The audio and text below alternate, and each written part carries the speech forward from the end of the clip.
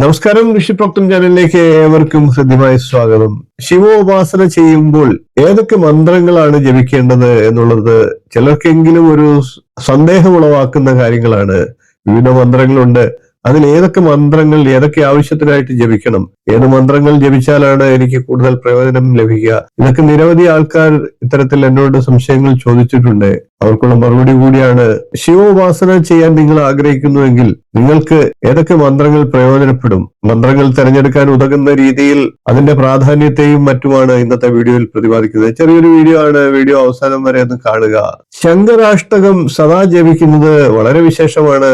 ശിവനെ ഉപാസിക്കുന്നവർക്ക് അത് വളരെ ഫലപ്രദമാണ്. ചന്ദ്രമൗലീശ്വരനായിട്ടുള്ള ശിവഭഗവാന്റെ കേശാദിപാദ വർണ്ണനയാണ് ശങ്കരാഷ്ടകം. ഇത് സദാ ജപിക്കുന്നത് വിശേഷമാണ്. 8 ശ്ലോകങ്ങളുണ്ട്.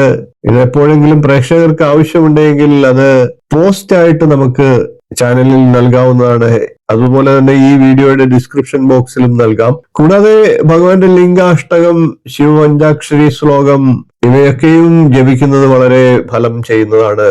ശിവപ്രീതിക്കായിട്ട് ഉദ്ദിഷ്ട കാര്യത്തിനായിട്ട് ജപിക്കാവുന്ന ചില മന്ത്രങ്ങളെ നമുക്ക് പരിചയപ്പെടാം.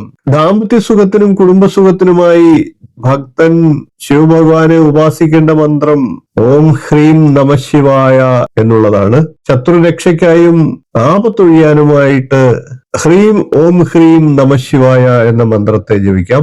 രോഗരക്ഷയ്ക്കും മനഃശാന്തിക്കുമായിട്ട് ഭക്തന് ഹരിഹര നമഃശിവായ എന്ന മന്ത്രത്തെ ജപിക്കാം. സ്ത്രീ പുരുഷന്മാരുടെ അഥവാ ദമ്പതികളുടെ ഐക്യത്തിനൊക്കെ ആയിട്ട് ഓം ഐം ഹ്രീം ശിവഗൗരി ഭവ ഹ്രീം ഐം ഓം എന്ന മന്ത്രത്തെ ജപിക്കാവുന്നതാണ്.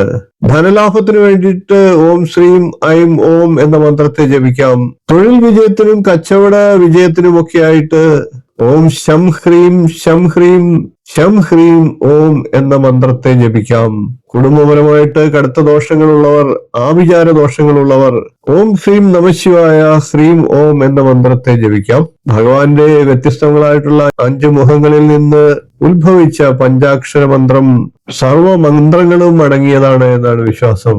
അതറിഞ്ഞ് ജപിക്കുന്നവർക്ക് ഭോഗവും മോക്ഷവും ലഭിക്കും എന്ന് വിശ്വസിക്കുന്നു. അറിഞ്ഞ് ഭഗവാനെ ഉപാസിക്കുക. നിങ്ങളുടെ ആവശ്യങ്ങൾക്കനുസരിച്ച് മന്ത്രം തെരഞ്ഞെടുത്ത് ജപിക്കുക. വളരെയേറെ ഫലങ്ങൾ നൽകുന്നതാണ്. ഈ മന്ത്രങ്ങളൊക്കെ തന്നെ ശിവരാത്രി നാളിൽ ജപിക്കുന്നത് വളരെ വിശേഷമാണ്. കൂടാതെ ദ്വാദശി തുടങ്ങിയ ശിവന്റെ വിശേഷ ദിവസങ്ങളും ഒക്കെ മന്ത്രങ്ങൾക്ക് കൂടുതൽ ഫലസിദ്ധി നൽകുന്നതാണ്.